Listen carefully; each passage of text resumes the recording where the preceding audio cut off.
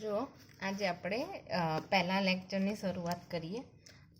અહીં છે ને તમને જ્યારે પણ કોડિંગ આપીશું આપણે, જેમ કે લેક્ચર 1.1, એનો મતલબ શું થયો? આવું કોડિંગ કેમ આપવાનું કે જ્યારે પણ છે ને એક યુટ્યુબ લિંક મારી ચેનલ છે, તો એ ચેનલ પર કોલેજના વિડીયો આવે જ છે, તો એમાં એક તમારું 12માનું ફોલ્ડર રાખીશ. તો જ્યારે પણ તમારે પછી બી એક્સ્ટ્રા ટાઈપમાં ફરી રિવાઇઝ કરવું હોય તો એ ચેનલ પર જઈને તમે પાછો જોઈ શકો છો એ વિડીયો.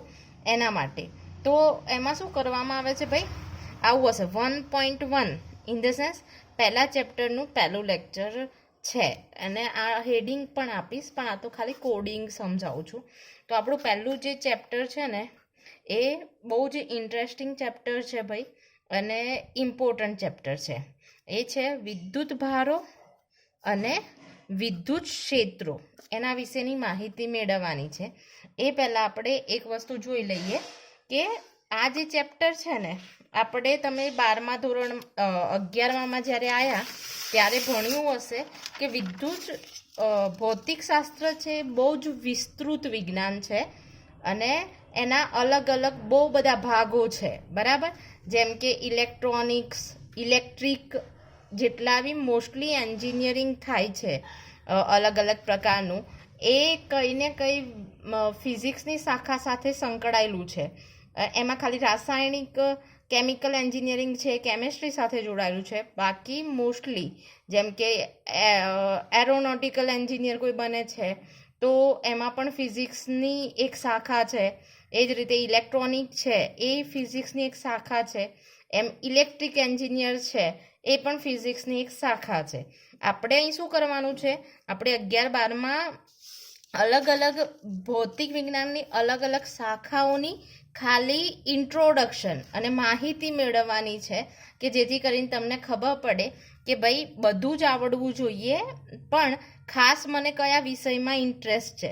અને પછી જે સબ્જેક્ટમાં તમને વધારે ઇન્ટરેસ્ટ આવે, મીન્સ કે સબ્જેક્ટની અંદર બી બધા આ તમારું એક એક ચેપ્ટર છે, એ એક એક બહુ જ મોટા અને વાઇલ્ડ એવા સબ્જેક્ટ છે કે એના એક જ ચેપ્ટર છે, એ બહુ બધી બુકોનો સંગ્રહ છે, અને એના આધારે તમે આગળ વધી શકો. તો ભાઈ અલગ અલગ જેમ શાખાઓ છે, જેમ કે મિકેનિકલ યંત્રશાસ્ત્ર છે, તરંગશાસ્ત્ર છે, પછી પ્રકાશશાસ્ત્ર છે. તો આ તમારું જે પહેલું ચેપ્ટર છે, અલગ અલગ શાસ્ત્રોની વાત નથી કરવાની, પણ આપણું આ પહેલું ચેપ્ટર છે વિદ્યુત ભાર અને વિદ્યુત ક્ષેત્રો, એ આપણા ભૌતિક વિજ્ઞાનની કઈ શાખામાંથી આવે છે? તો એ વિદ્યુત શાસ્ત્ર છે, એનું ચેપ્ટર છે. હવે વિદ્યુત શાસ્ત્ર છે ને, એના પણ બે મુખ્ય ભાગ પડે છે. એને બે ભાગોમાં વહેંચવામાં આવે. એક ભાગ છે ને એને સ્થિર વિદ્યુત શાસ્ત્ર કહેવામાં આવે છે, સ્થિર વિદ્યુત શાસ્ત્ર. અને બીજું છે ગતિમાન વિદ્યુત શાસ્ત્ર.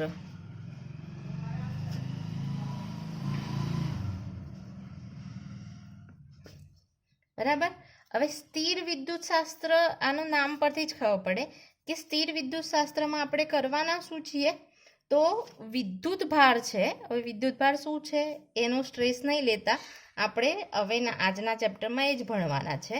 પણ વિદ્યુત તો આ સ્થિર વિદ્યુત શાસ્ત્રમાં શેનો અભ્યાસ કરવામાં આવે છે કે વિદ્યુત ભારને આપણે સ્થિર રાખીએ અને કોઈ ગતિ અપાવતા નથી, ત્યારે એના કેવા ગુણધર્મો છે, એ કેવા પ્રકારે વર્તે છે, એની આજુબાજુનું ક્ષેત્ર પર કેવો અસર કરે છે, બીજો વિદ્યુત ભાર એની નજીક આવે તો એ કેવી રીતે રિએક્ટ કરે છે, એનો અભ્યાસ કરતું જે શાસ્ત્ર છે એને સ્થિર વિદ્યુત શાસ્ત્ર કહેવાય, કે જેમાં વિદ્યુત ભારને આપણે સ્થિર રાખવામાં આવે છે. જ્યાં ગતિમાન વિદ્યુત શાસ્ત્ર છે એમાં શું કરવામાં આવે છે, વિદ્યુત ભાર ગતિ કરે છે ત્યારે એની પ્રોપર્ટી, એના ઉપયોગો અને બીજા આજુબાજુનું તંત્ર છે એમાં કેવી અસર કરે એનો અભ્યાસ કરવામાં આવે. આપણને નોર્મલી 8મા 9મામાં પણ તમને થોડું પ્રવાહ વિશે ભણવામાં આવ્યું હશે, તો આપણને ખબર છે કે પ્રવાહ એ શું છે, વિદ્યુત ભાર ગતિ કરે ત્યારે આપણને વિદ્યુત પ્રવાહ મળે. તો વિદ્યુત પ્રવાહવાળી જે વાત આવે ને એ કયા શાસ્ત્રમાં આવે, ગતિમાન વિદ્યુત શાસ્ત્રમાં આવે. પણ આજે આપણે ભણીશું સ્થિર વિદ્યુત શાસ્ત્ર. તો તમારી બુકમાં જે પહેલું બીજું ચેપ્ટર છે ને, પહેલું ચેપ્ટર આપણું આજે ભણવાના છીએ એ વિદ્યુત ભારો અને વિદ્યુત ક્ષેત્રો. એના પછીનું ચેપ્ટર છે વિદ્યુત સ્થિતિમાન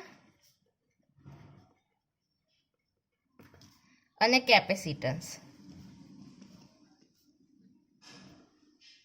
આ બે છે ચેપ્ટરો, એ કોના છે, સ્થિર વિદ્યુત શાસ્ત્રના છે. જ્યારે ત્રીજું ચેપ્ટર છે ને વિદ્યુત પ્રવાહો, એ ગતિમાન વિદ્યુત શાસ્ત્રનું ચેપ્ટર છે. અને એક સાતમું ચેપ્ટર છે, એ સાતમું ચેપ્ટર છે તમારું આઈ થિંક પ્રત્યાવર્તી પ્રવાહો છે. તો આ પ્રવાહોની જે વાત આવે એ ગતિમાન વિદ્યુત શાસ્ત્રની વાત છે, અને જ્યાં સ્થિતિમાન છે, કેપેસિટન્સ છે, વિદ્યુત ભારો અને વિદ્યુત ક્ષેત્રનો અભ્યાસ કરવામાં આવે એ સ્થિર વિદ્યુત શાસ્ત્ર છે. તો આ બધા જ ચેપ્ટરો આપણે પછી અલગ અલગ પાર્ટમાં વેચીશું, પણ આ વિદ્યુત ભાર અને વિદ્યુત ક્ષેત્રો આ બધા ચેપ્ટરો કેવા છે, એકબીજાને કનેક્ટેડ છે. તમને પહેલું આવડે તો જ બીજું આવડે, અને બીજું આવડે તો જ ત્રીજું આવડે, અને ત્રીજું આવડે તો જ તમે સાતમું છે એ સરખી રીતે ભણી શકો. આ એક સારી બાબત કે ખોટી બાબત જે પણ તમે કહો, અને બધાને ફિઝિક્સ અઘરું લાગતું હોય એનું ખાલી ને ખાલી કારણ એ છે કે કોઈ વાર છોકરાઓ આમ કે આજે નહીં તો કાલે કરી લઈશું, કાલે નહીં તો આજે કરી લઈશું, એક ચેપ્ટર છોડી દઈશું તો બીજું આવડી જશે, એવો ખ્યાલ રાખે. અથવા આ મને થિયરી નથી ફાવતી તો કંઈ નહીં, ચલો આ હું છોડીને બીજી કરી દઈશ, એમ આઈએમપી પ્રિપેર કરી દઈશું. પણ પ્રોબ્લેમ એ થાય છે કે થિયરી ભલે એક્ઝામમાં પૂછાય કે ના પૂછાય, પણ આ થિયરી આવડશે તો જ નેક્સ્ટ થિયરી અને ઇન્ટરકનેક્ટેડ હોય છે. એટલે કોઈ પણ વસ્તુ યાદ રાખો ના રાખો, પણ દરેક કોન્સેપ્ટ સમજાવવો જોઈએ કે જેથી કરીને આગળના સ્ટેપ જે અઘરા થતા જાય એ તમને સરળ લાગે જ્યારે તમે બધું વ્યવસ્થિત પ્રિપેર કર્યું હોય. એટલે જ્યાં સુધી આપણો પ્રશ્ન છે તો હું તમને જે બી ના ફાવતું હોય એ તમે મને ક્યારે પણ કોન્ટેક્ટ કરીને પૂછી શકો છો. પણ કોઈ પણ વસ્તુને નથી સમજાતું તો એમ જ છોડી દઈએ એવો તમારો મીન્સ કે ભાવ રાખવાનો છે નહીં. જ્યાં સુધી સમજાય ના ત્યાં સુધી પ્રયત્ન કરવાનો, પૂછવાનો અને સમજીને જ મૂકવાનું છે. હવે જુઓ, તો આજે આપણે ચેપ્ટર સ્ટાર્ટ કરીએ. જો એક વસ્તુ, સ્થિર વિદ્યુત શાસ્ત્ર છે ને એને ઇંગ્લિશમાં કહેવામાં આવે છે ઇલેક્ટ્રોસ્ટેટિક.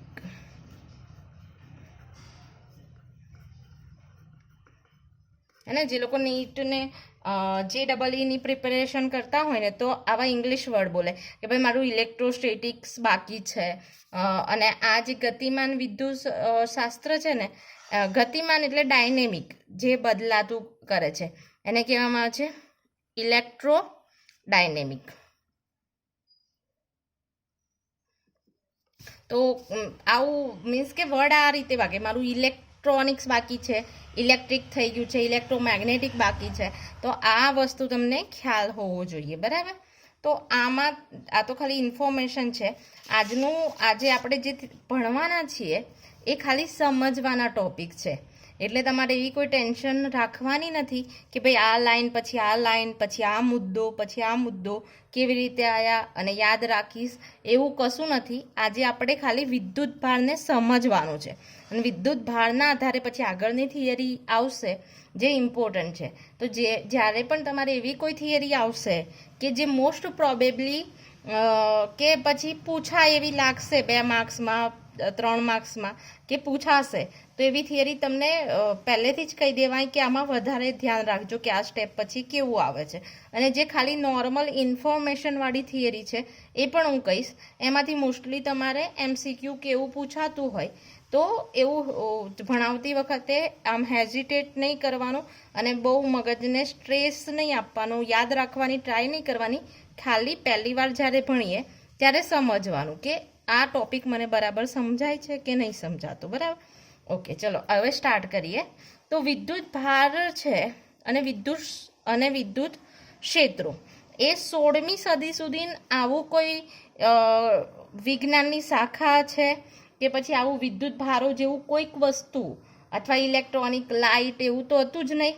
તો વિદ્યુત ભાર અને વિદ્યુત ક્ષેત્રોના સંશોધનના આધારે અત્યારે આપણો આખો યુગ છે એ ઇલેક્ટ્રોનિક્સ અને લાઇટોને મોબાઈલને એનાથી ઝળહળે છે. તો આને ભાઈ પાયાનું સંશોધન કેવી રીતે થયું અને કેવી રીતે આ જે શાખા છે આખી ડેવલપ થઈ એનો પણ થોડો ઇતિહાસ આજે ભણવાનો છે.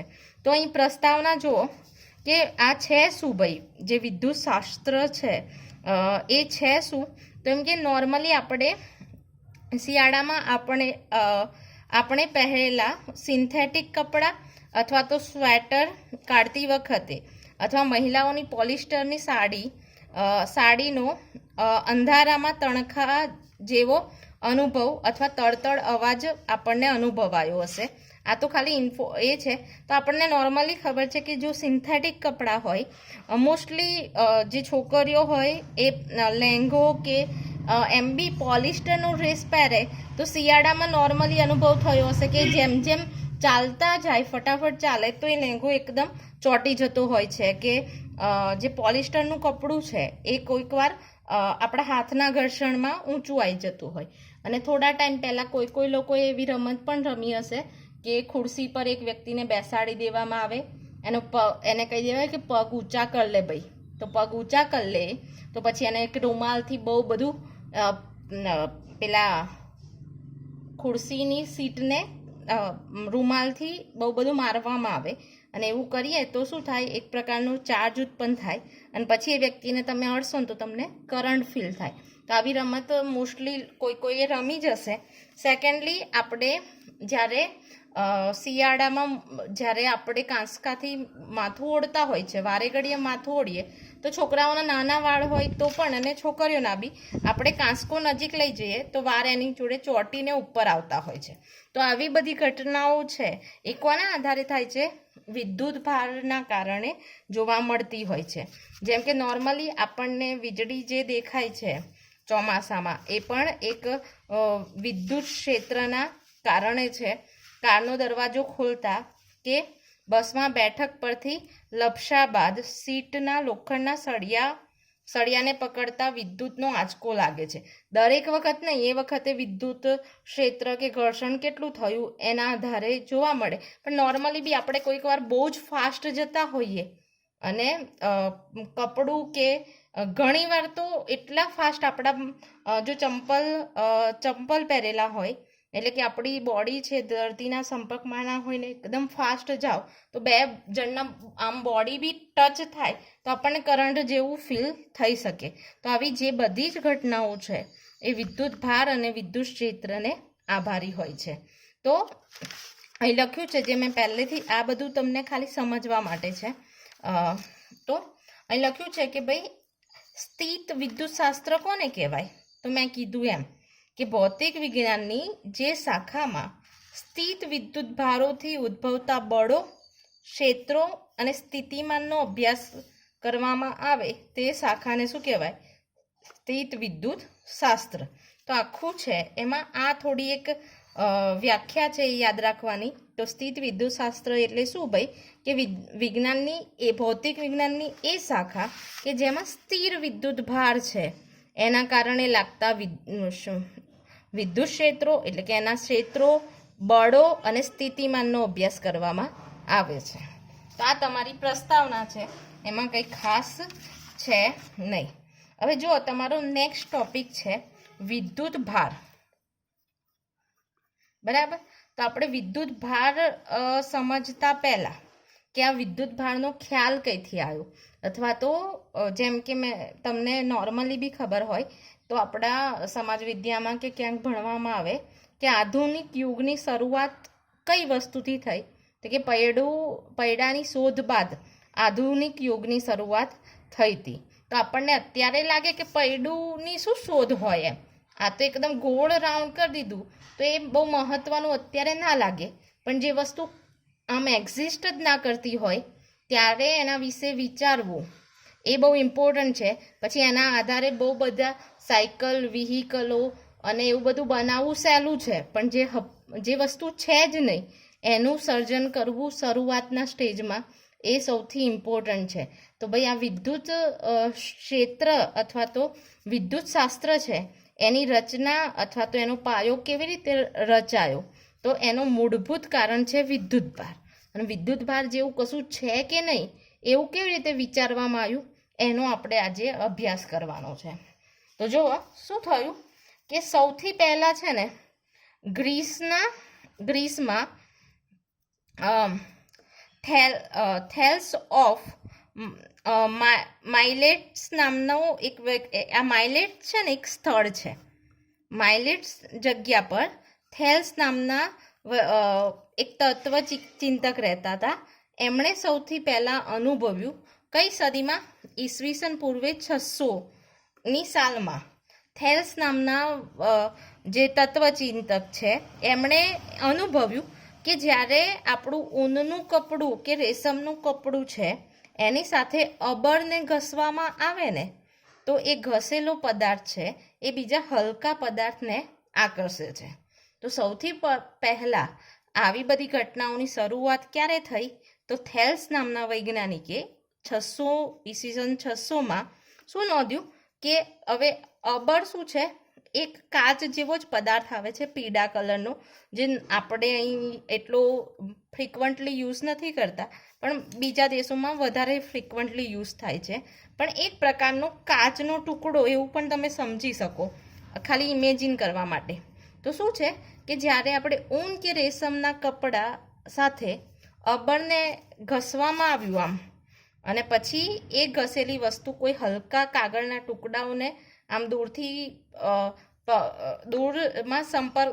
એને અડવામાં આવ્યું તો એ લાગ્યું કે એ વસ્તુ છે એને પેલા હલકા પદાર્થ છે શું કરે છે? એની તરફ આકર્ષે છે. તો હવે આ તો ખબર પડી કે કોણે પહેલાં કદાચ વૈજ્ઞાનિકનું નામ તમને યાદ રહેવું જોઈએ, થેલ્સ નામનો વૈજ્ઞાનિક. આ જે છે એ સ્થળનું નામ છે. તો હવે શું પછી એણે એકવાર એણે કીધું કે ભાઈ આ ઊન સાથે કોઈ વસ્તુ ઘસાઈ જાય છે તો એ હલકા પદાર્થને આકર્ષે છે. તો એણે પછી એના અવલોકનો વધારે સારી રીતે આગળ વધાર્યા કે આવું કેમ થતું હશે. જો નોર્મલી એક વસ્તુ યાદ રાખો, આપણને એ ખબર છે કે કોઈ પણ પદાર્થનું દળ હોય M1 M2 તો એ બંને પણ એકબીજાને શું કરે? આકર્ષે છે. ગુરુત્વાકર્ષણ બળના કારણે બે પદાર્થો એકબીજાને આકર્ષે છે. પણ નોર્મલી અહીં જેમ કે અહીં એક પદાર્થ રાખ્યો, ચલો 1 કિલોનો, અને અહીં કદાચ 100 ગ્રામનો પદાર્થ રાખ્યો એટલે એકદમ હલકો, ચલો 100 ગ્રામ એટલે 0.01 kgનો એક પદાર્થ રાખ્યો. તો આ પદાર્થ આની આકર્ષણના કારણે અહીં જતો રહેતો નથી. કેમ નથી જતો રહેતો? કેમ કે અહીં પૃથ્વીનું ગુરુત્વાકર્ષણ એટલું બધું છે કે આપણને આને પણ ગુરુત્વાકર્ષણ બળ લાગે, આને પણ નીચેની તરફ ગુરુત્વાકર્ષણ લાગે, એટલે આ બંનેનું ગુરુત્વાકર્ષણ એટલું બધું આપણને અનુભવાતું નથી. અને ગુરુત્વાકર્ષણ છે એ નોર્મલી બહુ વીક ફોર્સ છે. બહુ દૂર હોય અથવા બહુ જ વજનદાર વસ્તુઓ હોય મોટી મોટી પૃથ્વી અને તો એની વચ્ચે આપણને આમ ઓબ્ઝર્વેબલ રીતે અનુભવાય એવું છે. તો અહીં એક વસ્તુ ખબર પડી કે ગુરુત્વાકર્ષણના કારણે તો અહીં બે વસ્તુઓ એકબીજા તરફ આકર્ષાતી નથી. અને જો ગુરુત્વાકર્ષણના કારણે હોત તો એવું થોડું હોય કે ભાઈ કોઈ વસ્તુ પર ઘસીએ ત્યારે જ બીજી વસ્તુ એને આકર્ષે, અને એમ જો હું એ જ કાચનો ટુકડો છે એને અહીં શું કહેવાય કાગળના પન્ના છે એને એમને અડાડું તો નથી અડતો, અને આમ ઘસીને પછી અડાડું તો એની તરફ આકર્ષાય છે. તો ભાઈ આવું કેમ થતું હશે અને આ કયો ગુણધર્મ? એવી ક્યુરિયોસિટી થઈ અને એના કારણે અલગ અલગ અવલોકનો કરવા લાગ્યા. તો શું થયું કે એક વસ્તુ છે કે આ વિદ્યુત શબ્દ છે ને એ ક્યાંથી આવ્યો? સૌથી પ્રથમ વિદ્યુત શબ્દ છે એ ગ્રીક શબ્દ છે ઇલેક્ટ્રોન, એના પરથી આવેલું છે. અને ઇલેક્ટ્રોન શું છે? એ અબળને કહેવામાં આવે છે. એટલે શરૂઆતમાં અબળ છે એને જ દરેક વસ્તુને આમ ટચ કરતાં આકર્ષવાનું શરૂ કરેલું, તો અબર છે એ મેઇન પાર્ટ થઈ ગયો હતો, એટલે અબરને ઇલેક્ટ્રોન કહેવાય અને એને લગતું જે શાસ્ત્ર છે એને આપણે વિદ્યુત શાસ્ત્ર કહીએ છીએ, ઇલેક્ટ્રિક ફિલ્ડ. તો હવે જુઓ કે તો પછી વધારે અવલોકન કર્યા ને ત્યારે શું ખબર પડી કે આવી તો બહુ બધી જોડીઓ છે, એવું જરૂરી નથી કે અબર અને ઊનને ઘસીએ તો જ આવું મળે છે.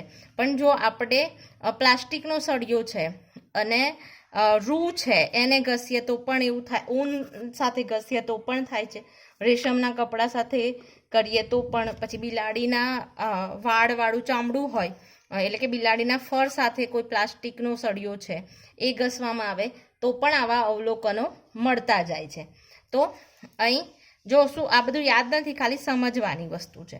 તો અહીં લખ્યું છે કે ત્યારબાદ દ્રવ્યની ઘણી એવી જોડ મળી કે જેના ઘસવાથી તે બીજા હલકા પદાર્થો જેવા કે કાગળના ટુકડા, બરુની ગોળીને આકર્ષી શકતી હતી. એટલે હલકી દરેક વસ્તુને આકર્ષી શકે છે આવી અલગ અલગ જોડીઓ. જેમ કે અહીં પહેલી જોડી હતી કાચનો અબર અને ઊનનું કપડું એમ. તો પછી તો શું કર્યું એ લોકોએ વધારે અવલોકન એવું કર્યું કે એકવાર એમણે જો આવું કર્યું. પછી આપણે આમાં શું કર્યું તો એક ઊન કે રેશમનો કડકો લીધો. સપોઝ આ ઊન છે, ઊન કે રેશમ, અને એની જોડે આ સપોઝ 2 લોખંડના સળિયા ઘસ્યા, બરાબર. તો આ જ્યારે ઘસવામાં આવ્યા તો શું થયું, આ જે સળિયા છે એમાં વિદ્યુત ભાર ટ્રાન્સફર થયો, બરાબર. એ વખતે એ લોકોને ખબર નથી કે કોઈ વસ્તુ એકબીજામાં જાય છે, પણ એમણે નોર્મલી શું કર્યું, ઊન સાથે 2 કાચના સળિયા ઘસ્યા અને પછી આ 2 સળિયા છે કાચના એમને એકબીજાને નજીક લાવવા લાગ્યા. નજીક લાયા તો આ બંને એકબીજાથી કેવા જવા માંડ્યા, દૂર જવા માંડ્યા. એટલે બંને વચ્ચે શું થયું, અપાકર્ષણ થયું. પ્લસ આ કાચનો પછી અહીં જે ઊન હતું એના જે 2 આમ શું કહેવાય ધાગા હોય એને આ ઊનના અહીં આમ છૂંછા હોય અહીં હોય તો એને આમ નજીક લાવતા હતા ને તો એ છૂંછા બી એકબીજાને દૂર જવાનો પ્રયત્ન કરતા હતા. પછી બીજું શું અવલોકન કર્યું કે જ્યારે એમણે પ્લાસ્ટિક છે, આ બિલાડીનું ફર છે એટલે કે એક પ્રકારનું ઊન જેવું જ બિલાડીનું ચામડી, અને એના પર પ્લાસ્ટિકનો સળિયો ઘસવામાં આવ્યો. આમ અહીં પ્લાસ્ટિકનો સળિયો,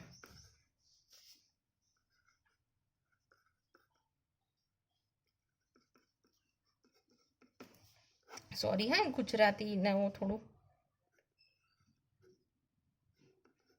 તો પ્લાસ્ટિકનો સળિયો જ્યારે બિલાડીના ફર સાથે ઘસવામાં આવ્યો તો પછી એમણે અવલોકન કર્યું કે એવા 2 સળિયા જો ઘસવામાં આવ્યા તે 2 સળિયાને પાછા નજીક લાવવામાં આવ્યા તો પણ એ બંને વચ્ચે શું થયું, અપાકર્ષણ થયું.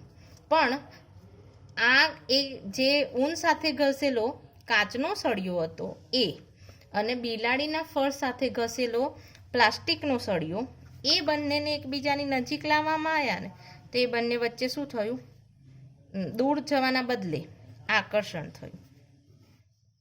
આ કાચનો સળિયો અને આ પ્લાસ્ટિકનો સળિયો.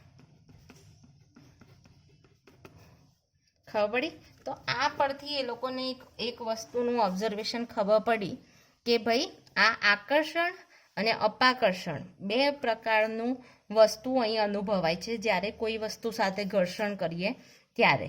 તો જે મૂળભૂત દ્રવ્યમાં જે મૂળભૂત વસ્તુની હાજરીના કારણે આકર્ષણ અને અપાકર્ષણ અનુભવાય છે એ મૂળભૂત વસ્તુ છે ને કે ઘટક છે એને વિદ્યુત ભાર નામ આપ્યું. જેમ કે દ્રવ્ય છે ભાઈ, દ્રવ્ય છે એની પ્રોપર વ્યાખ્યા નથી, પણ દ્રવ્ય છે કેવો ગુણધર્મ છે, દ્રવ્યના કારણે જ આપણને 2 પદાર્થો વચ્ચે ગુરુત્વાકર્ષણ બળ લાગે. એટલે ગુરુત્વાકર્ષણ બળ લાગવા માટે શું જવાબદાર છે, દ્રવ્ય જ જવાબદાર છે. એ જ રીતે 2 વચ્ચે વિદ્યુત બળ લાગવા માટે, આકર્ષણ કે અપાકર્ષણ બળ લાગવા માટે જે વસ્તુની જવાબદાર ઘટક છે એને શું કહેવાય? વિદ્યુત ભાર. હવે જુઓ, એક વસ્તુ ખબર પડી, બીજી વસ્તુ કે અહીં વિદ્યુત ભાર એક સરખા નથી. જો એક સરખા હોય તો ભાઈ કાં તો આકર્ષણ જ થતું, કાં તો અપાકર્ષણ જ થતું.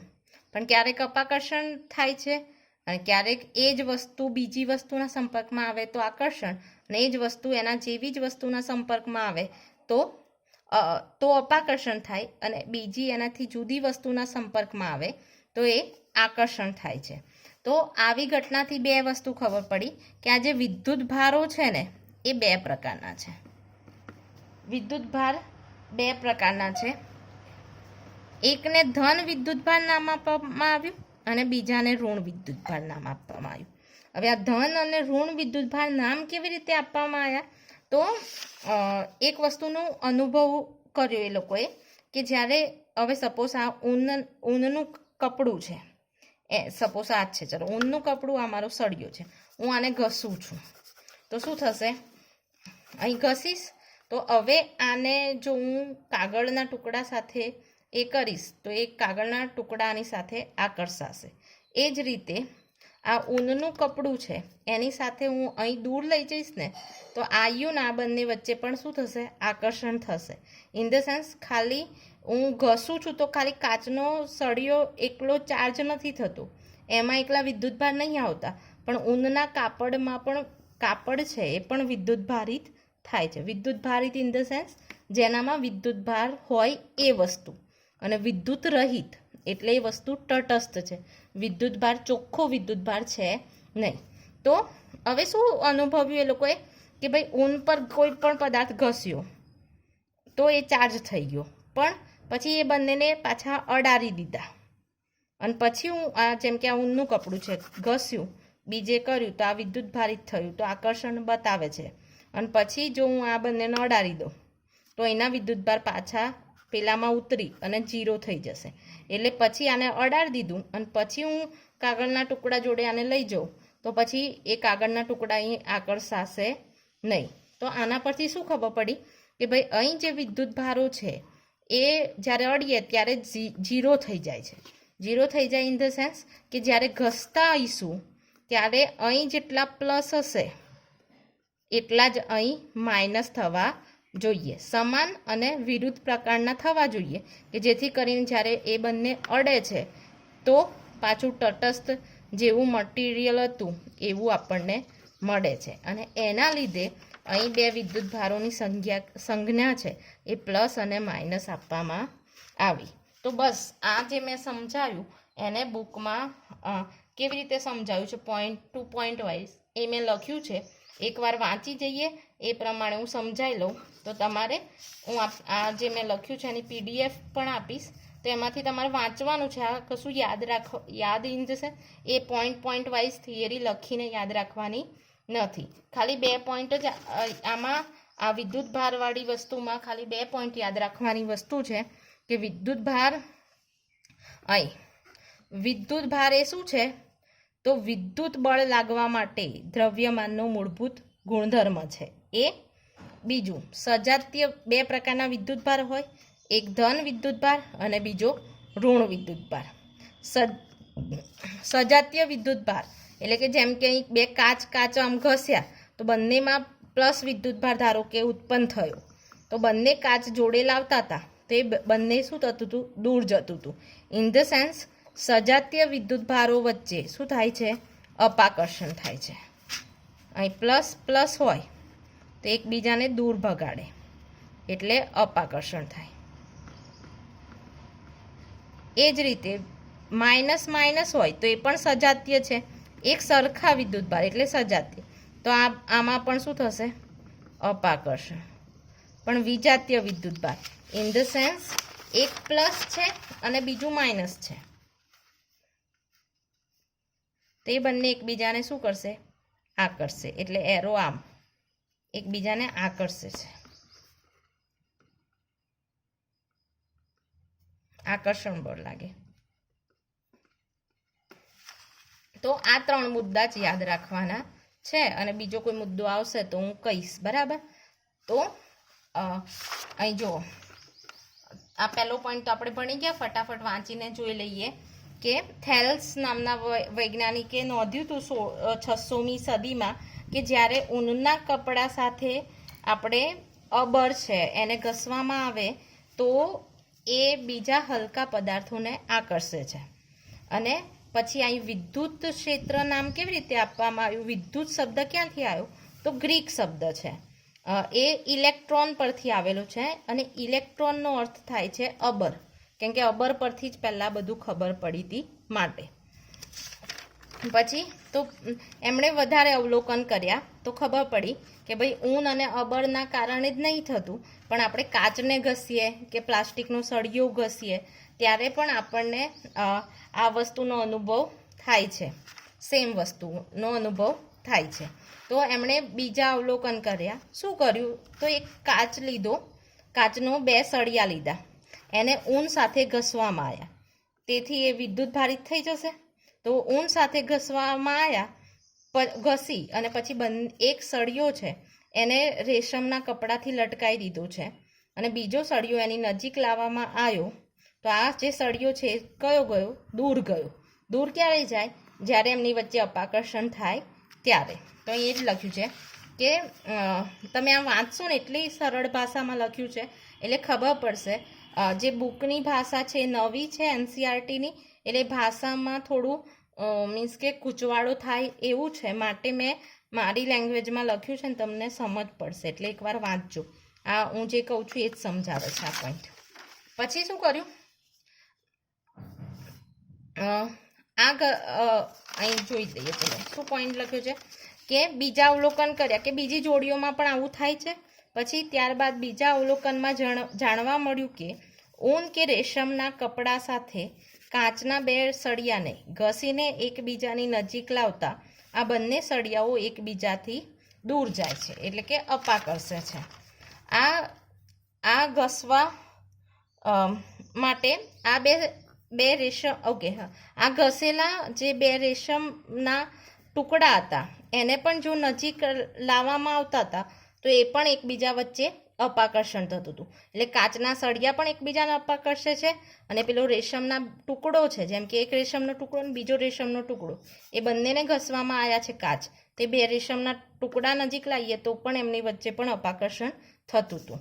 એ જ રીતે બિલાડીનું ફર અને પ્લાસ્ટિકનો સળિયો એને ઘસવામાં આવે તો એ 2 પ્લાસ્ટિકના સળિયા નજીક લાવીએ તો એ પણ દૂર જાય છે અને બિલાડીના 2 ફર છે જે ઘસ્યા છે એકવાર, એમને નજીક લાવીએ તો એમની વચ્ચે પણ અપાકર્ષણ થાય છે. એટલે 2 સરખી વસ્તુ એક જોડે આવે ઘસાઈને તો એ એકબીજાથી દૂર જાય છે. પછી શું કર્યું? પછી એવું કર્યું કે બિલાડીના ફર જોડે ઘસેલો પ્લાસ્ટિકનો સળિયો અને કાચ અને ઊન સાથે ઘસેલો કાચનો સળિયો, બરાબર, એ બંનેને નજીક લાવવામાં આવ્યા ને તો પ્લાસ્ટિકનો સળિયો અને કાચનો સળિયો એકબીજાને શું કરવા લાગ્યા? આકર્ષવા લાગ્યા.